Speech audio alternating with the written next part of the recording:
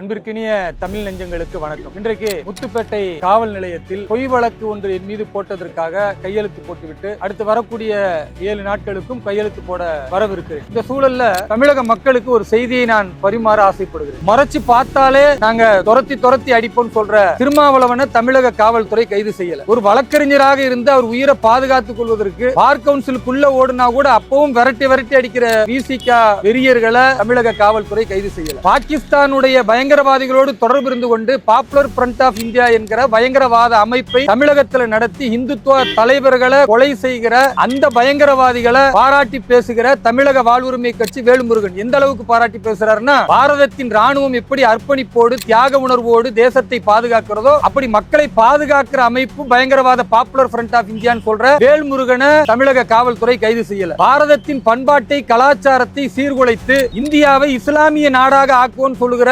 பாபர்களின் வாரிசா இருக்கிற பயங்கரவாதிகளை தமிழக காவல்துறை கைது செய்யல. மதத்தை பரப்புகிறோம் என்று இந்து மக்கள் மத்தியில தேவையற்ற விஷத்தை பரப்ப வேண்டாம் என்று சொல்லுகிற தஞ்சை ராமலிங்கத்தை படுகொலை செய்த பயங்கரவாதிகளை இவர்கள் கைது செய்யல. இவர்கள் எல்லாம் வேடிக்கை பார்த்துக் கொண்டிருக்கும் போது இதெல்லாம் மத்திய புலனாய்வு முகமையும் மத்திய போதைப் பொருள் தடுப்பு பிரிவும் தான் கைது செய்தது. தமிழக காவல்துறை ஏன் இவர்களை எல்லாம் கைது செய்யல அப்படின்னா, இவர்கள் எல்லாம் திமுகவிற்கு வேண்டப்பட்டவர்கள், திமுகவுடைய வாக்கு வங்கிகள். அதனால அராஜகத்தை செய்கிற திருமாவளவனையோ வேல்முருகனையோ ஜவாஹிருல்லாவையோ நெல்லை முபாரக்கையோ கைது செய்யாமல் வேடிக்கை பார்ப்பாங்க. ஏன் இதே முத்துப்பேட்டையில 17/5/2025 அன்றைக்கு நாங்க வக்ஃபு திருத்த சட்டம் நடத்துறோம்னா அதுக்கு காவல்துறையை சேலை கட்டி வச்சு பார்த்தோம், வளையல் போட சொல்லுவோம் சொல்லி பொய் வழக்கு ஏன் மேல போட்டு கைது செய்யறாங்களே. இது பொய் வழக்குன்னு அவர்களுக்கே தெரியும். காவல்துறையை கண்ணியத்தோடு பேசக்கூடியவன்றது தமிழக மக்களுக்கும் தெரியும். இதே எஸ்டிபிஐ கட்சி இங்க நடத்தினதுல இந்து மக்களுடைய நம்பிக்கைகளை பால்படுத்தி பாரத பிரதமர் திரு நரேந்திர மோடி அவருடைய உருவப்படத்தை எரிக்க முயன்று பயங்கரவாதத்தை விதைக்கிற எஸ்டிபிஐ யாரையும் கைது செய்யல. வேலூர் இப்ராஹிமை கைது செய்வதற்கு ஒரே காரணம், இந்த திமுக என்கிற நாசகர சக்தி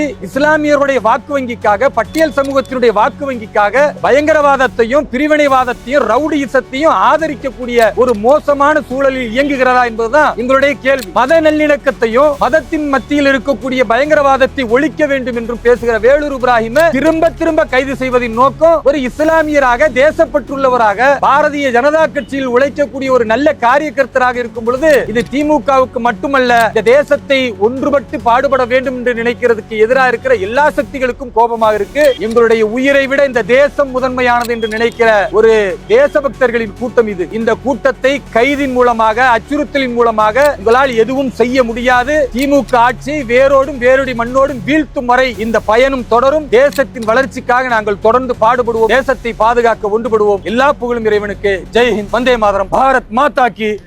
நன்றி.